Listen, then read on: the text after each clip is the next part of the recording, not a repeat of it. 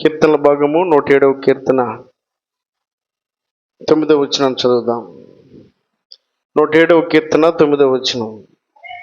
ఏలయనగా ఆశగల ప్రాణమును ఆయన తృప్తిపరిచి ఉన్నాడు, ఆకలి కొనిన వాని ప్రాణమును మేలుతో నింపి ఉన్నాడు. చాలండి.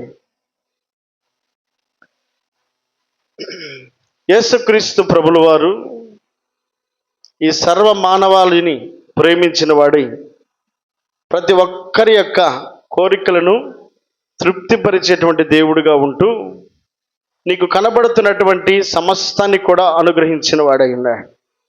దేవునికి మహిమ కలుగును గాక. హల్లెలూయా.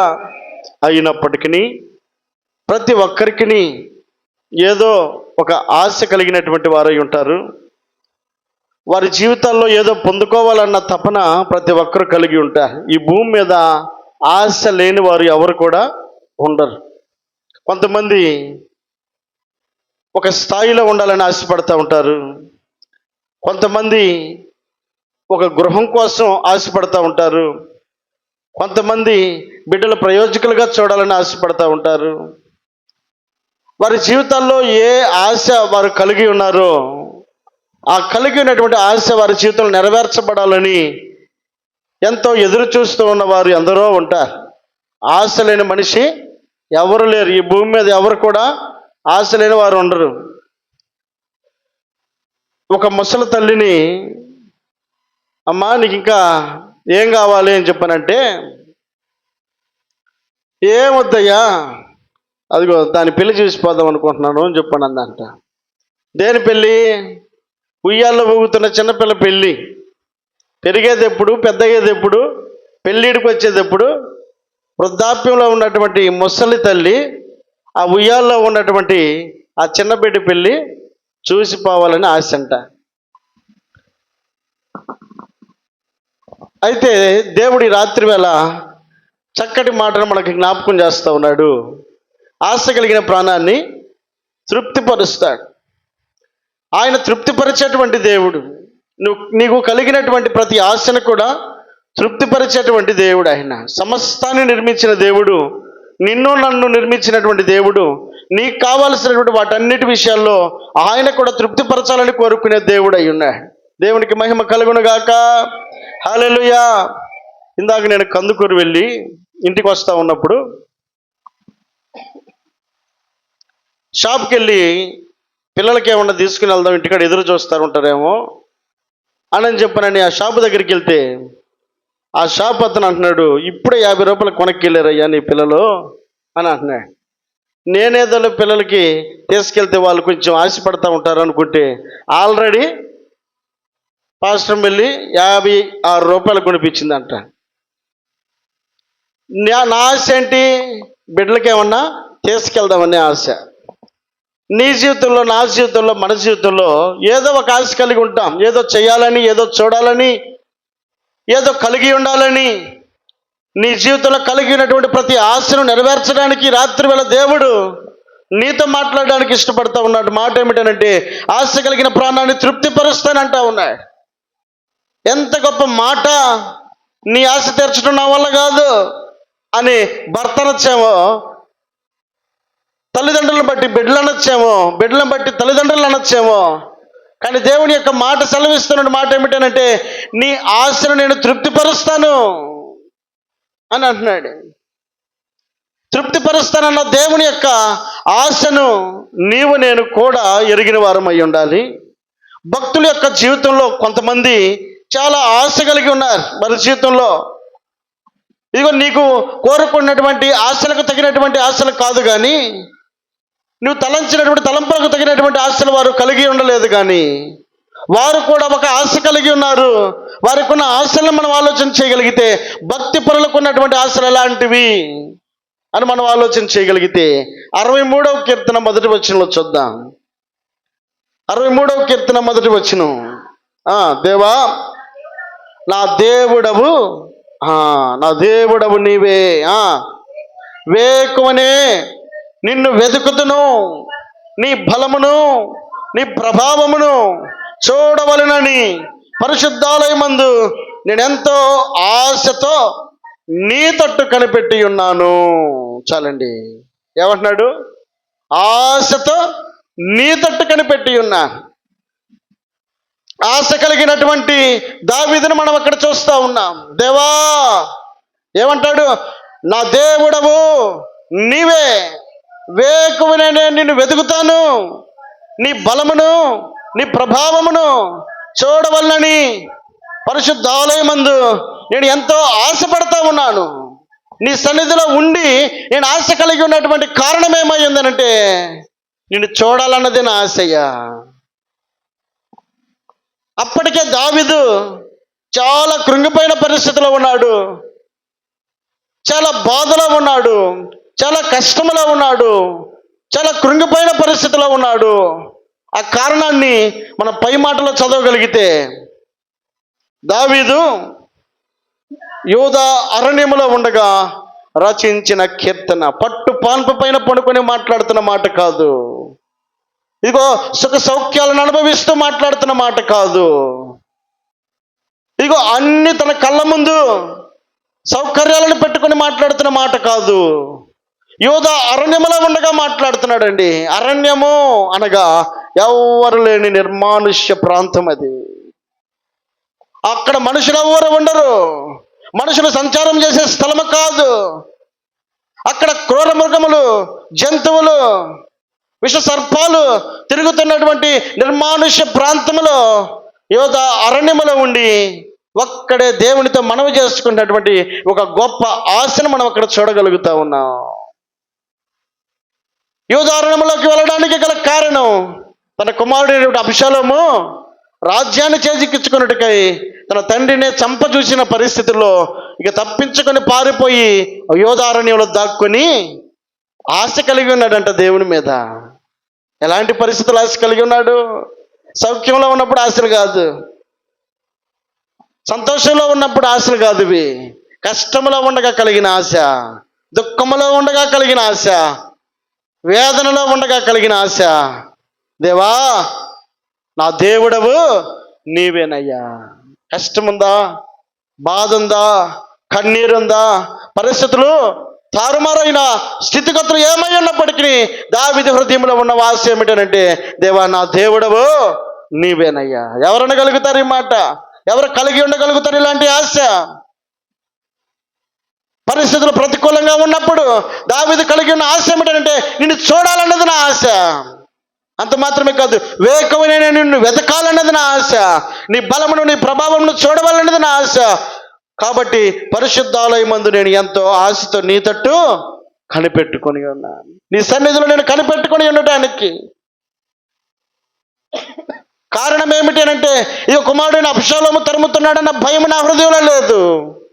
ఇదిగో తర్వాత ఏం జరుగుతుందన్న చింత నా హృదయంలో లేదు. ఏం జరిగినా, ఎలా ఉన్నప్పటికీ, పరిస్థితులు ఎలా ఉన్నప్పటికీ దేవా నిన్ను చూడాలన్నది నా ఆశ. భక్తి పనులు కలిగినటువంటి ఆశను జ్ఞాపకం చేస్తా ఉన్నాడు ఈ రాత్రికాల సమయంలో దేవుడు అండి. చాలాసార్లు మనకున్నటువంటి స్థితి, మనకున్నటువంటి పరిస్థితిని బట్టి ఇంకా పైన ఉన్నటువంటి స్థితిగతుల గురించి ఆలోచన చేసుకుని కృంగిపోతూ ఉంటాం. ఇదిగో నీకంటే ఇంకా క్రింద ఉన్నటువంటి వ్యక్తులను బట్టి నువ్వు ఆలోచన చేయగలిగితే, ఇక దావీదు యూదా అరణ్యములో ఉండే దేవుని పట్ల ఆశ కలిగి ఉంటే, నీకున్నటువంటి స్థితిగతులను, నీకున్న పరిస్థితులను నువ్వు ఆధారం చేసుకుని నువ్వు ఇలా ఎందుకు కృంగిపోతా ఉన్నావు? ఇంకా ఎందుకు నువ్వు నిరుత్సాహపడతా ఉన్నావు? ఎందుకు నీ ఆశను భంగపరుచుకుంటా ఉన్నావు? దేవుడు నీకు ఇచ్చినటువంటి స్థితిని బట్టి నువ్వు దేవుణ్ణి ఘనపరిచి దేవుని మీద ఆశ పెట్టుకోవాల్సినటువంటి వ్యక్తివై ఉండగా, దావీదు ఈ రాత్రికాల సమయంలో నీకు మాదిరికరంగా తన యొక్క ప్రవర్తనను చూపిస్తూ ఉన్నాడు. యూదా అరణ్యములో ఉండి దేవుని పట్టు ఆశ కలిగినటువంటి దావీదును మనం అక్కడ చూస్తూ ఉన్నాం. 27వ కీర్తన 4వ వచనాన్ని చూద్దాం. 27వ కీర్తన 4వ వచనం. యెహోవా యొద్ద ఒక వరము అడిగితిని, దానిని నేను అడుగుచున్నాను, యెహోవా ప్రసన్నతను చూడవలనని చూచుటకును, ఆయన ఆలయములో ధ్యానించుటకును నా జీవిత కాలమంతయు నేను యెహోవా మందిరములో నివసింపగోరుచున్నాను. చాలండి. దేవుని యొక్క మాట దావీదు జ్ఞాపకం చేస్తున్నాడు. శ్రమలో ఉన్నాడు దావీదు, కష్టములో ఉన్నాడు దావీదు, పరిస్థితుల ప్రతికూలతలో ఉన్నాడు. అక్కడ ఎలా ఉన్నాడు? కుమారుని అబ్షలోము తన యొక్క స్థానానికి కన్ను వేసి ఏ విధంగా సరే తండ్రి యొక్క స్థానాన్ని అధిష్ఠించాలన్న ఆశతోటి తండ్రిని చంపాలన్న కసి కుమారుని అబ్షలోము హృదయంలో ఉండగా దావీదు గమనించి పారిపోయి యూదారణ్యంలో ఉండి కీర్తన రాసి అంటాడు, దేవా నా దేవుడవు నీవే, నిన్ను చూడాలన్నది నా ఆశయ అని అంటున్నాడు. ఇక్కడ ఎలాగున్నాడు? యెహోవా యొద్దకు ఒకరు వరం అడిగితిని, దాన్ని నేను వెదకుచున్నాను. యెహోవా ప్రసన్నతను చూచుటకును, ఆయన ఆలయములో ధ్యానించుటకును నా జీవిత కాలమంతయు నేను యెహోవా మందిరములో. దావీదు యొక్క మరొక ఆశ, నేను దేవుని మందిరములో నివసించాలి. ఎలాంటి పరిస్థితులు నివసించాలనుకుంటున్నాడు? సౌఖ్యంగా ఉన్నప్పుడు కాదండి. ఆ పై వచనం 2వ వచనంలో చదువుదాం. నా శరీర మాంసము తింటుకై దుష్టులు నా మీదికి వచ్చినప్పుడు, నన్ను బాధించే శత్రువులు నా మీదికి వచ్చినప్పుడు వాడు తొట్టిల్లి కూలిరి, నాతో యుద్ధము చేయుటకు దండు దిగినను నా హృదయము భయపడదు, నా మీదికి యుద్ధము రేగినను దీనిలో నేను ధైర్యము విడవకుందును. చాలండి. ఎక్కడ మాట్లాడుతున్నాడు? ఎలా మాట్లాడుతున్నాడు? ఏ పరిస్థితిలో మాట్లాడుతున్నాడు? ఎలాంటి స్థితిలో ఉండి మాట్లాడుతున్నాడు దావీదు? కష్టములో ఉన్నాడు, శ్రమలో ఉన్నాడు. శత్రువులు తన శరీర మాంసము తినుటకై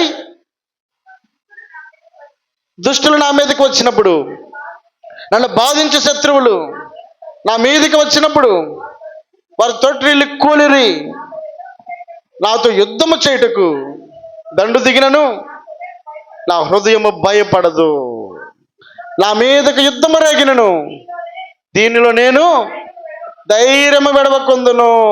యుద్ధము దిగినను, ఎవరు వచ్చినా ఏం చేసినా ఎలాంటి పరిస్థితులు నా జీవితంలో వచ్చినప్పటికీ, ఎలాంటి స్థితిగతులు నా జీవితాన్ని మార్చడానికి ప్రయత్నం చేసినప్పటికీ, 2వ వచనంలో అంటున్నాడు, నా శరీర మాంసటకై తినుటకై దుష్టులు నా మీదకి వచ్చినప్పుడు నేను ధైర్యాన్ని విడవకుందును. ఎవరిని బట్టి దావీదు యొక్క ధైర్యం? దావీదుకు ఉన్నటువంటి ఆశ ఏమిటి? దావీదు కలిగినటువంటి ఆశ ఏమిటి?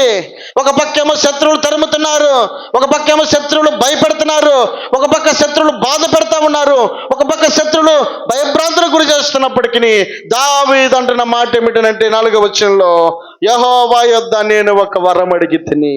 ఎలాంటి వరం అది? దేవా, శత్రువులు నా నుండి దూరం చేయయ్యా.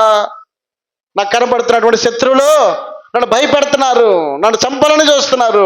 ఈ మాట అక్కడ కనబడడం లేదు. 1, 2, 3 వచనాలు, 1, 2, 3 వచనాల్లోనేమో శత్రువుల యొక్క గొప్పతనం కనపడుతుంది. దాని అంతటిని దావీదు పక్కన పెట్టేసి దావీదు అంటాడు, నేను ఒక వరం అడుగుతున్నానయ్యా, వాళ్ళు ఏమన్నా చేసుకొని నువ్వు నాకున్నావుగా కాబట్టి నేను నిన్ను వరం అడుగుతున్నాను. 4వ వచనంలో చదువుదాం. యెహోవా యొద్దకు వరం అడిగితిని, దాన్ని నేను వెదకుచున్నాను. యెహోవా ప్రసన్నతను చూచుటకును, ఆయన ఆలయములో ధ్యానించుటకును నా జీవిత కాలమంతయు యెహోవా మందిరములో. అదండి దావీదు ఆశ. కనబడుతున్న శత్రువులను పక్కన పెట్టేసి ఆకాశమందు తేరి చూస్తున్నటువంటి దేవుణ్ణి ఎరిగిన వాడై, ఇదిగో ఈ భూలోకంలో ఉన్నాడు సర్వమానవాళ్ళని తన కనుదృష్టి చేత ఆయన పరిశీలన చేస్తున్నటువంటి దేవుణ్ణి ఎరిగినటువంటి దావీదు, దేవా నేను నీ మందిరంలో ఉండాలి. ఇదే నాకు కావలసినటువంటి వరం, నాకున్నటువంటి ఆశ ఇదే, నేను నీ పట్ల చూడాలనుకున్నది ఇదే. దావీదుకున్నటువంటి ఆశను మనం చూడగలిగితే యూదా అరణ్యములోకి వెళ్ళినప్పటికీ, దేవా నా దేవుడవు నీవే. ఇప్పుడు శత్రువులు చుట్టుముట్టినప్పటికీ దావీదు అంటాడు, నేను ఒక్క వరం అడుగుతున్నానయ్యా నిన్ను. ఏమిటంట వరం? యెహోవా ప్రసన్నతను చూచుటకును ఆయన ఆలయములో. అదండి, అంతకు మించి దావీదు కోరుకున్నది ఏమి లేదు. పరిస్థితి ఎట్టన్నా మారని, ఈరోజు రాజ్యం ఉండొచ్చు, ఈరోజు రాజ్యం లేకపోవచ్చు. ఈరోజు పరిస్థితులు అనుకూలంగా ఉండొచ్చు, అనుకూలంగా లేకపోవచ్చు. క్షేమం ఉండొచ్చు, క్షేమం లేకపోవచ్చు. పరిస్థితులు తారుమారైనప్పటికీ, ఎలాంటి స్థితిలో ఉన్నప్పటికీ దావీదు అడుగుతున్న ఒకే ఒక ఆశ ఏమిటంటే, నీ ప్రసన్నతను నేను చూడాలి, నీ మందిరావరణంలో నేను నిన్ను ధ్యానించాలయ్యా, నీ మందిరావరణంలో నేను నివసించాలి, వేకువనే నేను నిన్ను చూడాలన్నదే దావీదు యొక్క ఆశగా మనం చూస్తా ఉన్నాం. దేవునికి మహిమ కలుగునగాక. హల్లెలూయా, హల్లెలూయా. కోరహు కుమారుల యొక్క ఆశను మనం ఒకసారి చూద్దాం. 42వ అధ్యాయములో మొదటి వచనాన్ని చూద్దాం. దుప్పి నీటి వాగుల కొరకు ఆశపడినట్లు, దేవా నీ కొరకు నా ప్రాణం ఆశపడుచున్నది. నా ప్రాణము దేవుని కొరకు తృష్ణగొనుచున్నది, జీవము గల దేవుని కొరకు తృష్ణగొనుచున్నది. దేవుని సన్నిధికి నేను ఎప్పుడు వచ్చేదను, ఆయన సన్నిధిని నేను ఎప్పుడు కనబడేదను. నీ దేవుడు ఏమైనని వారు నిత్యము నాతో అనుచుండగా, రాత్రింపగళ్ళు నా కన్నీళ్లు నాకు అన్నపానములు అయిన చాలండి. ఎక్కడున్నాడు దావీదు తెలుసా? రాత్రింపగళ్ళు తన కన్నీళ్లు అన్నపానములుగా మారిన స్థితిలో. అంటే శ్రమ తన కళ్ళ ముందు కనబడుతూ ఉండగా, కారణం ఏంటి? తన తండ్రి కోరహు అనబడేటువంటి వ్యక్తి మోషేకు ఎదురుగా లేచినటువంటి సమయంలో, దేవుని యొక్క కోపాగ్నికి గురైనటువంటి సమయాన తన తండ్రి కోరహును, దాతాను, అబీరాము అనబడేటువంటి వ్యక్తులను, అలాగే 280 మందిని అందరూ దేవుని కోపాగ్నికి గురై అందరూ కూడా భూమి నెరవిడిచి చనిపోయారు. క్లిష్ట పరిస్థితే, కష్టమే, తట్టుకోవటం బాధే. ఇలాంటి పరిస్థితులు కోర కుమారుల జీవితంలో, ఇదిగో తండ్రి చనిపోయాడు క్రూరంగా, కానీ కోర కుమారులు మాత్రం దేవుని విడిచిపెట్టలేదు. తండ్రి ఒకవేళ దేవుణ్ణి ఎరగకపోయినప్పటికీ, సక్రంగా తెలుసుకొనకపోయినప్పటికీ, విడవబడినటువంటి కుటుంబంలో ఉన్న బిడ్డలు మాత్రం దేవుని ఎరిగిన వారు భయభక్తులు కలిగినటువంటి జీవితాన్ని కొనసాగిస్తూ అనేకుల యొక్క మాటలు వారు చెవును పడతా ఉన్నాయట. ఏమని? నీ దేవుడు ఏమాయనని వారు నిత్యము నాతో అంటున్నారు. నీ దేవుడు ఏమయ్యాడు? నీ దేవుడు ఇంత భక్తి చేస్తున్నావు, ఎంత భక్తి చేస్తుంటే నీ తండ్రిని నువ్వు కాపాడుకోలేకపోయావా అని అనేకులు ఆ కోర కుమారులు మాట్లాడుతూ ఉన్నప్పుడు వారికి ఎలాగుందో తెలిసే, గుండె పిండేసినట్టుగా ఏమంటున్నారు అక్కడ?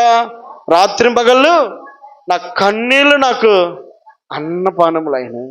అన్నం తినలేదు. వారనే మాటలే మమ్మల్ని బాధిస్తూ ఉన్నాయి. ఇలాంటి బాధలు కూడా దేవుని పట్ల ఆశ కలిగి ఉన్నటువంటి వారు మాట్లాడుతున్న మాటను మన గురించి మనం ఆలోచించగలిగితే, దుప్పి నీటి వాగుల కొరకు ఆశపడినట్లుగా, దేవా నీ కొరకు నా ప్రాణము ఆశపడుతుందట. దుప్పి నీటి వాగుల కొరకు ఆశపడినట్లు, దాహం కోసం ఆశపడినట్లుగా, మాటలు వినబడుతున్నప్పటికీ, కరెక్టే కదా నేను ఇంత చేస్తున్నాను, ఇన్ని చేస్తున్నాను, దేవుడు మమ్మల్ని ఎందుకు కనికరించలేదు, దేవుడు మాకెందుకు ఈ మేలు చేయలేదు, దేవుడు మమ్మల్ని ఎందుకు పట్టించుకోలేదు అని చెప్పే మాటలను బట్టి కృంగిపోవాల్సినటువంటి కోర కుమారులు సైతము వాటన్నిటిని పక్కన పెట్టేసి దేవుని వైపు చూసి దేవునితో మాట్లాడుతున్నారు. దేవా దుప్పి నీటి వాగుల కొరకు ఆశపడినట్లుగా నా ప్రాణము నీ కొరకు ఆశపడుతుందయ్యా. ఇది మా ఆశయ్యా. ఎన్నో అనుకొని అవన్నీ కూడా నా మనసులో పెట్టుకోవడం లేదు, కానీ ఒకటి మాత్రం నేను ఆశ కలిగి ఉన్నాను. దుప్పి నీటి వాగుల కొరకు ఆశపడినట్లుగా నేను మాత్రం నీ కొరకు ఆశ కలిగి ఉన్నాను. భక్తి పరులకు ఉన్నటువంటి ఆశ దేవుడు ఆశీర్వాదకరంగా మారుస్తాడండి. నువ్వు ఎలాంటి స్థితిలో ఉన్నా, ఎలాంటి పరిస్థితిలో ఉన్నా, నీ ఆశ దేవుడై ఉండగలిగినప్పుడు, నీ గురి దేవుడై ఉండగలిగినప్పుడు, నీ స్థితిని మార్చగలిగిన వాడు దేవుడై ఉన్నాడు. దేవునికి మహిమ కలుగునుగాక. హల్లెలూయా, హల్లెలూయా. యోబు తన భార్య యోబుతో మాట్లాడుతున్న మాట ఏమిటనంటే, ఇంత భక్తి చేస్తూ ఉన్నావు కదా, ఇన్ని చేస్తూ ఉన్నావు, ఇగో నీతిమంతుని అంటున్నావు, యథార్థవంతుని అంటున్నావు, గొప్పవాడిని అంటున్నావు, ఇన్ని చేసావు. ఇన్ని చేసినప్పటికీ దేవుడు నీ యథార్థతను చూసి నీకెందుకు ఈ కష్టాన్ని కలుగు చేశాడు? నీకెందుకు నీ బిడ్డలందరినీ కూడా కనుమరుగు చేశాడు? నీకున్న సంపదనంతటిని కూడా నిర్వీర్యం చేశాడు. ఏమీ లేకుండా ఒట్టి చేతులతో నిలబడే స్థితిని దేవుడు నీకు ఎందుకు ఇచ్చాడు? ఎందుకు నువ్వు ఆరోగ్యాన్ని కోల్పోయావు? ఎందుకు నువ్వు ఐశ్వర్యాన్ని కోల్పోయావు? ఎందుకు నీ జీవితంలో ఈ స్థితి దాపరించడానికి గల కారణం ఏంటి? కాబట్టి ఆ దేవుడిని ఒక్కసారి దూషించి చనిపో, ఇంకెందుకు నీకు ఈ బ్రతుకు అని సలహా ఇచ్చింది తన భార్య. యోబు అంటున్న మాట ఏమిటనంటే, ఇక మూర్ఖురాలు మాట్లాడినట్టుగా నీవు మాట్లాడవద్దు. మనము దేవుని వలన మేలు అనుభవించాము కనుక కీడు మనము అనుభవించడానికి తగమా? ఈ సంగతులలో ఏ విషయమందును యోబు నోటి మాట చేత పాపము చేయలేదు. కరెక్టే, నువ్వు అంటున్న మాట కరెక్టే, వాస్తవమే. నేను మేలే చేశా, నేను దేవునికి నమ్మకంగానే ఉన్నా, కానీ నా జీవితంలో ఎందుకు వచ్చింది అని ఆమెతో ఏకీభవించి దేవుని దూషించడానికి యోబు ఏమాత్రం కూడా ఇష్టపడలేదు. కొన్ని మాటలు ఎలాగ ఉంటాయంటే వాస్తవమే కదా అన్నట్టుగా ఉంటాయి. అవి వాస్తవాలని మనం వాళ్ళతో ఏకీభవిస్తే ఇక మన భక్తి జీవితాన్ని మనం పతనం చేసుకున్నట్టే. ఆమె అంటున్న మాట దావీదును యోబును కన్విన్స్ చేసినట్టే ఉంది. వాస్తవంగా యోబుకు సరైనటువంటి సలహా ఇచ్చినట్టుగానే కనబడుతుంది తన భార్య. కానీ వెంటనే తేరుకున్నటువంటి యోబు అంటాడు, ఇదిగో మేలు అనుభవించిన మనము కీడు అనుభవించడానికి తగమా? ఈరోజు ఉండొచ్చు, రేపు పోవచ్చు. ఈరోజు అన్ని సమృద్ధిగా మనం అనుభవించవచ్చు, రేపు ఆ సమృద్ధి మన జీవితంలో లేకపోవచ్చు. అంత మాత్రం చేత దేవుణ్ణి దూషించాలా అని చెప్పానండి. తన భార్యను ఖండించినటువంటి యోబును దేవుడు అంటున్నాడు, యోబు తన నోటి మాట చేత ఏ పాపమును చేయలేదండి. మరి యోబుని విడిచిపెట్టాడా? యోబును మొదట ఆశీర్వదించినంతటి కంటే ఇనుమిక్కులైన ఆశీర్వాదమును దేవుడు అనుగ్రహించిన వాడు. దేవునికి మహిమ కలుగునుగాక. హల్లెలూయా. నీ ఆశ సరైనదై ఉన్నప్పుడు తప్పక నీ ఆశను ఆయన భంగపరచడు. పరిశుద్ధ గ్రంథంలో రాయబడినటువంటి ఒక మాట, లోక రాసినటువంటి సువార్తలో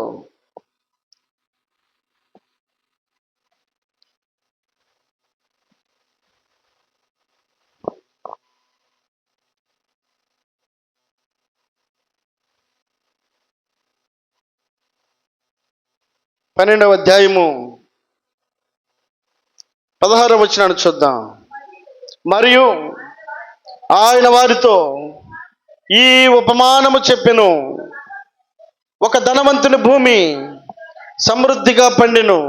అప్పుడు అతడు, నా పంట సమకూర్చుకున్నటకు నాకు స్థలము చాలదు గనుక నేనేమి చేయవలనని తనలో తాను ఆలోచించుకుని, నేను ఇలాగు చేతును, నా కొట్లు విప్పి వాటికంటే గొప్ప వాటిని కట్టించి అందులో నా ధాన్యమంతటిని, నా ఆస్తిని సమకూర్చుకుని, నా ప్రాణముతో, ప్రాణమా, అనేక సంవత్సరములకు విస్తారమైన ఆస్తి నీకు సమకూర్చబడి ఉన్నదని సుఖించుము, తినుము, త్రాగుము, సంతోషించమని చెప్పుకొందననుకొనెను.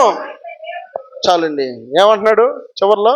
చెప్పుకొందును అనుకొనెను. అంటే అతని ఆశ ఏంటి? ఇవన్నీ నెరవేర్చబడాలని. ధనవంతుడికి కూడా ఒక ఆశ ఉంది. ఆశ ఏమిటంటే ఇవన్నీ నెరవేర్చబడాలి, తాను అనుకున్నవన్నీ జరగాలి. ఏది కూడా ఫెయిల్ అవడానికి వీల్లేదు. ఎందుకంటే సంపద తన చేతిలో ఉంది, సుఖము తన చేతిలో ఉంది, సౌఖ్యము తన చేతిలో ఉంది. తను అనుకున్నవన్నీ కూడా జరగాలన్నది తన యొక్క ఆలోచన అయి ఉన్న పరిస్థితిని మనం ఇక్కడ చూస్తూ ఉన్నాం. ఇక్కడ అంటాడు, నా ప్రాణముతో, ప్రాణము అనేక సంవత్సరములకు విస్తారమైన ఆస్తి నీకు సమకూర్చబడి ఉందట. విస్తారమైన ఆస్తి సమకూర్చబడింది అంటే ఇప్పుడు తన కళ్ళ ముందు తను సంపాదించిన సంపద అంతా కనబడతా ఉంది. రెండవది అంటాడు, సుఖించుము, తినుము తాగుము సంతోషించమని చెప్పుకొందననుకొనెను. చాలండి. చెప్పుకొందననుకొనెను. అనుకున్నాడంట అంతే. తన మనసులో అనుకున్నాడు, ఇలా చెయ్యాలనుకున్నాడు. ప్లాన్లు చాలా వేసుకోవచ్చు. దేవుని వాక్యం సెలవిస్తున్న మాట ఏమిటి? నరుని ఆలోచనలు అనేకములు, యెహోవా తీర్మానమే దేవుడు స్థిరపరచాలి. మన ప్లాన్లన్నీ కూడా, మన ఆలోచనలన్నీ కూడా దేవుడు స్థిరపరచాలి. మన ఆలోచనలన్నీ కూడా దేవుడు సంతకం పెట్టాలి. ఓకే రైట్ అనాలా. లేకపోతే మన ఆశలుగానే మిగిలిపోతాయి. మరి ఇట్ట అనుకున్నానే, ఇట్ట జరగలేదే అనుకుంటాం. అనుకున్నాడట ధనవంతుడు కూడా, ఇలా చేయాలి, ఇలా చేయాలి, ఇలా ఉండాలి, ఇలా ఉండాలని చెప్పానని. అనుకున్న ఆశలన్నీ కూడా భంగం అయిపోయినాయి అంట. భంగం అయిపోయినాయి. జరిగిన పరిస్థితి ఏంటి? అయితే దేవుడు, వెర్రివాడా, ఈ రాత్రి నీ ప్రాణమును అడుగుచున్నాను, నీవు సిద్ధపరిచినవి ఎవని వగునని అతనితో చెప్పాను. ఈ రాత్రి నువ్వు సిద్ధపరిచినవన్నీ కూడా ఎవని వగునని వానితో చెప్పాను. ఇప్పుడు ఎక్కడికి పోయినాయి అన్నీ కూడా? ఈ రాత్రి నీ ప్రాణాన్ని నేను అడుగుతా ఉన్నాను. నువ్వు అనుకున్న ఆలోచనలు ఆశలన్నీ కూడా భంగమైపోయే రోజు వచ్చేసింది. కాబట్టి నువ్వు అనుకున్న ఆలోచనలన్నీ కూడా భంగమైపోయినప్పుడు అవన్నీ కూడా ఎవరికి చెందుతాయో తెలియదండి. అనుకొని ఉండొచ్చు చాలా ఆలోచనలు, ఆశలన్నీ కూడా ఆశీర్వాదకరంగా మార్చబడాలి అని అంటే దేవుని యొక్క కటాక్షము నిలిచి ఉండాలి. కలిగినటువంటి సమృద్ధిని బట్టి కృతజ్ఞతాపూర్వకంగా దేవుని వైపు చూడాల్సినటువంటి వ్యక్తి ఇగో తనకున్న దాన్ని బట్టి ఇక అదే శాశ్వతం అనుకొని దాని మీద ఆధారపడినటువంటి వ్యక్తిగా కనబడతా ఉన్నారు. కొరింథీయులకు రాసిన మొదటి పత్రికలో ఒక మాట రాయబడింది. కొరింథీయులకు రాసిన మొదటి పత్రిక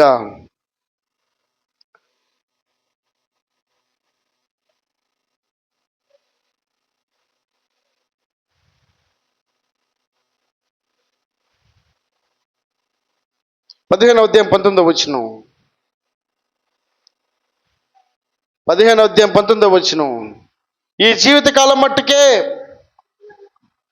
మనము క్రీస్తునందు నిరీక్షించిన ఎడల మనుషులందరికంటే దౌర్భాగ్యులమయ్యుందుము. ఈ జీవితకాలం మట్టుకే మనము క్రీస్తునందు నిరీక్షించిన వారమైన ఎడల మనుషులందరికంటే దౌర్భాగ్యులము. చాలా మంది అనుకున్నారు, ఏమనుకున్నారు? ఈ జీవితకాలం మట్టుకే ఇక్కడ సుఖంగా ఉంటే, సౌఖ్యంగా ఉంటే, మనం ఆశించినట్లుగా, మనం ఆశపడినట్లుగా, మనకు నచ్చినట్లుగా, మనం కోరుకున్నట్లుగా సమస్తం జరిగితే ఇక ఎంతకంటే లైఫ్ ఇంకేం లేదు, ఇక చాలు అని అనుకునేటువంటి వ్యక్తులకు దేవుడు జ్ఞాపకం చేస్తున్నమాట. ధనవంతుడు కోరుకున్నటువంటి కోరిక, ఈ రోజుల్లో అలాంటి కోరికలు లేని వారు ఎంతమంది ఉన్నారు? ఆయన కోరికినట్టు పెద్ద కోరికలు ఏం కాదు. అక్కడ కనబడుతున్న మాట చూస్తే, నా ప్రాణమా తినుము త్రాగుము సుఖించుము. ఈ ఆశలు లేకుండా బతుకుతున్నారు మనుషులు భూమి మీద? ధనవంతుడు ఆశలు కలిగి లేకుండా ఎవరైనా బ్రతుకుతున్నారా? ఇలాంటి ఆశలు అందరూ కలిగి ఉన్నారు. భక్తులకు కలిగినటువంటి ఆశలు మనం జ్ఞాపకం చేసుకుంటూ ఉన్నాం. ఇగో కొందరు వారి హృదయపూర్వకంగా దేవుని తెలుసుకొనకుండానే వారు కలిగిన ఆశలను కూడా మనం చూస్తూ ఉన్నాం. దేవుని యొక్క వాక్యం సెలవిస్తున్న మాట ఏమిటంటే, ఈ జీవితకాలం మట్టుకే క్రీస్తునందు, ఇక ఈ భూమి మీద ఉన్నంత కాలం మనకి ఈ సుఖ సౌఖ్యాలు, ఈ సంతోషం, ఈ ఆనందాలు ఉంటే చాలులే. నా ప్రాణమా తినుము తాగుము సుఖించమన్న ఆశ నెరవేర్చబడితే చాలు అని అనుకుంటే మనకంటే దౌర్భాగ్యులు ఇంకెవరు కూడా లేరట.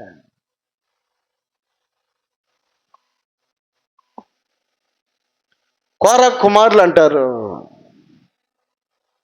పరిస్థితి ప్రతికూలంగా ఉన్న పరిస్థితులు సైతము వాటన్నిటిని పక్కన పెట్టేసి దుప్పి నీటి వాగుల కొరకు ఆశపడినట్లుగా నా ప్రాణము ఆశపడతా ఉంది. దావీదు జీవితంలో ఎదుర్కొన్నటువంటి ప్రతికూల పరిస్థితులన్నింటినీ పక్కన పెట్టేసి, దేవా నా దేవుడవు నీవేనయ్యా. ఇక్కడ ధనవంతుడు అంటున్నాడు, ఆ ప్రాణమా తిను తాగు సుఖించు. వెర్రివాడా అని అంటున్నాడు దేవుడు. ఎందుకనంటే ఈ జీవితకాలం మట్టుకే మనం నిరీక్షించిన వారమైతే మనకంటే దౌర్భాగ్యులు ఇంకెవరు కూడా లేరండి. ఈ జీవితకాలం మట్టుకు మాత్రం మనం ఆలోచించకూడదు, కానీ మనకంటూ మనం కలిగి ఉండాల్సిన ఆశ వేరొకటి ఉంది. మన దేవుణ్ణి పట్ల కలిగిన ఆశ మనల్ని ఆశీర్వాదకరంగా మార్చడానికి కారణమవుతుంది. దావీదు దేవుని పట్ల ఆశ కలిగి ఉన్నాడు. నా హృదయానుసారుడని దేవుని చేత పిలువబడతా ఉన్నాడు. భక్తి పనులకు ఉన్నటువంటి ఆశలు ఆశీర్వాదకరంగా మారుస్తాడు దేవుడు. మొదట నా రాజ్యము నా నీతిని వెతకండి, అప్పుడు ఇవన్నీ మీకు అనుగ్రహించబడును. ఆయన రాజ్యాన్ని ఆయన నీతిని వెతకకుండా మనకు కావలసిన కోరికలన్నీ కూడా మనం ఆశ కలిగి ఉంటాం. ఆ ఆశ వరకే మిగిలిపోతుంది, కానీ ఆశలను భంగమైపోతాయి. చదువుదాము సామెతల గ్రంథము 10వ అధ్యాయం 3వ వచనంలో. సామెతల గ్రంథం 13లో,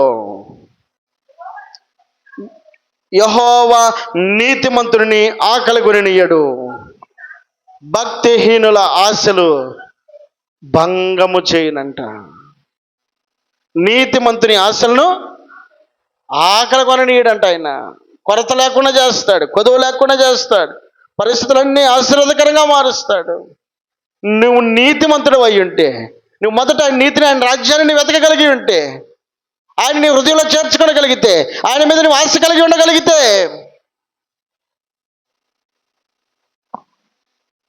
దాని క్రింద లైన్లో రాయబడిన మాట, భక్తిహీనుల ఆశలు భంగమైపోతాయి అంట. అనుకున్నది ఒకటి అయ్యేది మరొకటి, ఆశించింది ఒకటి జరిగేది మరొకటి, కోరుకుంది ఒకటి జరిగేది మరొకటి. నీ హృదయంలో ఉండొచ్చు, అనేకం ఉండొచ్చు. ధనవంతుడు అనుకున్నాడు, నా ప్రాణమా తినుము తాగుము సుఖించమన్నాడు. సుఖం లేకుండానే కాలాన్ని ముగించేశాడు. రాత్రి వేళ దేవుడు నీతో మాట్లాడుతున్నమాట, నువ్వు ఏ ఆశ కలిగి ఉన్నావు? ఇదిగో ఈ భూ సంబంధమైన ఆశ మీదే నువ్వు కనుక గురి కలిగిన వ్యక్తివైతే మనకంటే దౌర్భాగ్యులు ఇంకెవరు లేరంట. మొదట ఎవరిని ఎతకాలి? దేవుణ్ణి ఎతకాలి. దావీదు అంటాడు, శ్రమ వెనక పెట్టేసి, కష్టాన్ని వెనక పెట్టేసి, కన్నీరుని వెనక పెట్టేసి, బాధని వెనక పెట్టేసి, నా దేవుడవు నీవేనయ్యా అని అంటున్నాడండి.